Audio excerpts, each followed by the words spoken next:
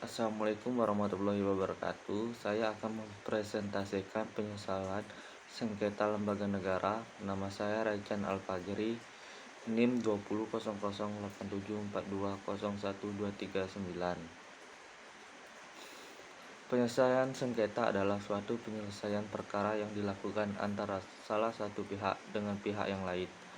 Penyelesaian sengketa terdiri dari dua cara, yaitu melalui litigasi pengadilan dan non-litigasi luar pengadilan. Dalam proses penyelesaian sengketa melalui litigasi merupakan sarana terakhir ultimum bagi para pihak yang bersengketa. Setelah proses penyelesaian melalui non-litigasi tidak membuat hasil. Menurut Pasal 1 Angka 10 Undang-Undang Nomor 30 Tahun 1999 tentang arbitrase dan alternatif penyelesaian sengketa melalui non-litigasi luar pengadilan terdiri dari 5 cara, yaitu 1. Konsultasi, suatu tindakan yang dilakukan antara satu pihak dengan pihak yang lain yang merupakan pihak konsultan. 2. Negosiasi penyelesaian di luar pengadilan dengan tujuan untuk mencapai kesepakatan bersama atas dasar kerjasama yang lebih harmonis. 3. Mediasi penyelesaian melalui perundingan untuk mencapai kesepakatan di antara para pihak dengan dibantu oleh mediator. 4. Penilaian ahli, pendapatan para ahli untuk suatu hal yang bersifat teknis dan sesuai dengan bidang keahliannya. Yang kelima, konsiliasi, penyelesaian sengketa dibantu oleh konsiliator yang berfungsi menengahi para pihak untuk mencari solusi dan mencapai kesepakatan di antara para pihak. Bentuk pengaturan penyelesaian sengketa kewenangan lembaga negara berdasarkan perundang-undangan. Yang pertama, sebelum amandemen ketiga Undang-Undang Dasar 1945 pada tahun 2001, belum ada aturan mengenai mekanisme penyelesaian sengketa kewenangan antara lembaga negara. Lembaga yang memiliki kewenangan untuk memberi putusan terhadap sengketa kewenangan antara lembaga negara tersebut juga belum ada. Yang kedua, oleh karena itu, selama masa tersebut belum ada presiden dan dalam praktek ketatanegaraan Indonesia mengenai penanganan sengketa kewenangan antar lembaga negara. Yang ketiga, kewenangan Mahkamah Konstitusi untuk memutus sengketa kewenangan lembaga negara yang kewenangannya diberikan oleh undang-undang disampaikan melakukan pengujian undang-undang terhadap undang-undang pada dasarnya merupakan kewenangan konstitusional yang dibentuk dengan tujuan untuk menegakkan ketentuan yang terdapat dalam undang-undang. Ini disebabkan oleh dua hal. Personal konstitusionalisasi dapat timbul.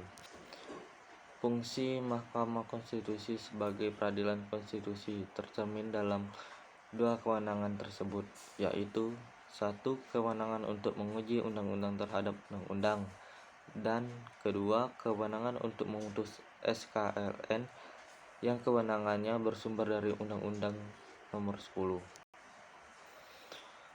Materi-materi pokok setidaknya sebagai berikut.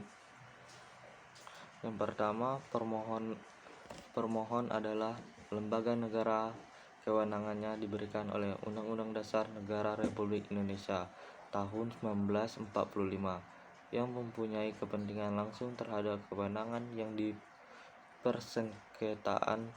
Permohon wajib menguraikan dengan jelas dalam permohonannya tentang kepentingan langsung permohon dan menguraikan kewenangan yang dipersengketakan serta menyebutkan dengan jelas lembaga negara yang menjadi termohon. Yang kedua, Mahkamah Konstitusi menyampaikan permohonan yang sudah dicatat dalam buku registrasi perkara konstitusi kepada termohon dalam jangka waktu paling lambat 7 hari kerja tidak permohon dicatat dalam buku registrasi perkara konstitusi. Yang ketiga, Mahkamah Konstitusi dapat mengeluarkan penetapan yang memerintah memerintahkan pada pemohon dan atau termohon untuk menghentikan sementara pelaksanaan kewenangannya yang dipersengketakan sampai ada putusan Mahkamah Konstitusi. Yang keempat, dalam hal Mahkamah Konstitusi berpendapat bahwa pemohon dan atau pemohonnya tidak memenuhi syarat, amar putusan menyatakan permohonan tidak dapat diterima. Yang kelima, dalam hal Mahkamah Konstitusi berpendapat bahwa permohonan beralasan, amar putusan menyatakan permohonan dikabulkan.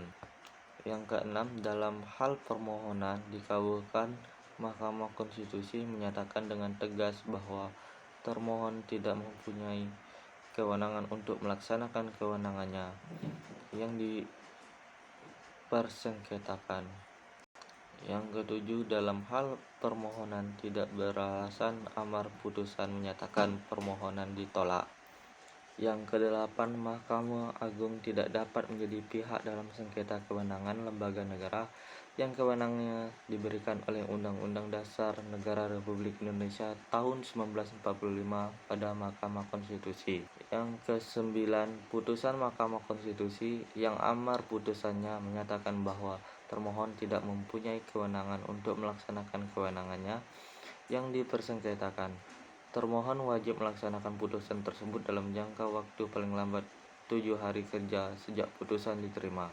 Jika putusan tersebut tidak dilaksanakan dalam jangka waktu sebagaimana dimaksud pada ayat 1, pelaksanaan kewenangan termohon batal demi hukum.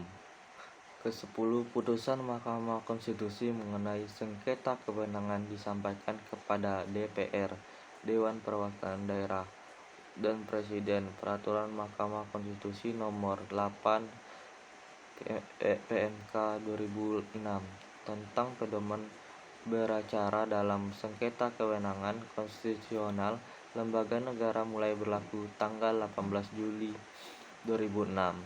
Sekian dari presentasi saya, lebih dan kurang mohon dimaafkan. Wassalamualaikum warahmatullahi wabarakatuh.